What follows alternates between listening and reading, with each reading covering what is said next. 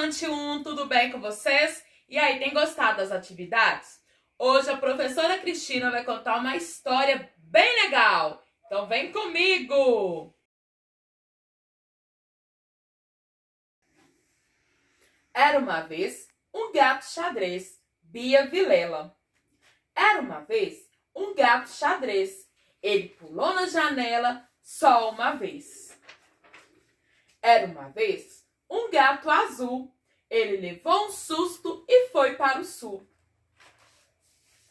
Era uma vez um gato vermelho. Ele entrou no banheiro e fez careta no espelho. Era uma vez um gato amarelo. Ele esqueceu de comer e ficou magrelo.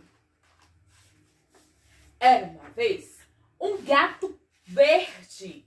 Ele era tão preguiçoso que dormiu na rede.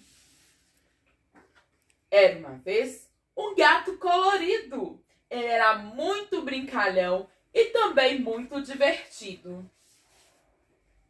Era uma vez um gato laranja.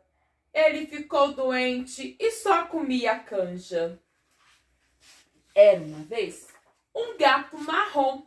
Ele viu uma gatinha e fez rom, rom. Era uma vez um gato cor-de-rosa. Ele comeu uma sardinha deliciosa. Era uma vez um gato preto. Ele era tão teimoso que brincou com o espeto. Era uma vez um gato branco. Ele era tão sapeca e pulou do barranco. Era uma vez um gato xadrez. Quem gostou da história, conta outra vez. E aí, turminha, gostou da história do gato xadrez? Essa semana está indo na sacolinha pedagógica uma folha de papel ofício e nós iremos fazer um gato em dobradura. Pede a ajuda do adulto e do responsável para fazer juntamente com você. Vocês vão pegar a folha e deixar no formato de um quadrado. Logo após, vai dobrar a folha ao meio, do jeito que fica um triângulo.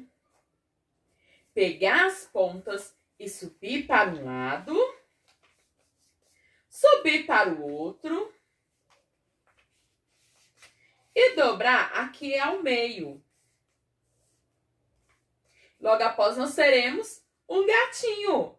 Aí você pode usar a sua criatividade, colorir, pintar, colar papel colorido, da forma que você quiser. Logo após pronto, envie aquela foto bem legal. Vou mostrar para vocês como é que ficaram os meus gatinhos. Olha que bonitinhos! Então não se esqueça, logo após a atividade, mandar aquela foto bem bacana, bem legal, lá no nosso grupo, tá bom? Então até a próxima semana. Fique com Deus e tchau, tchau! Nós gatos já nascemos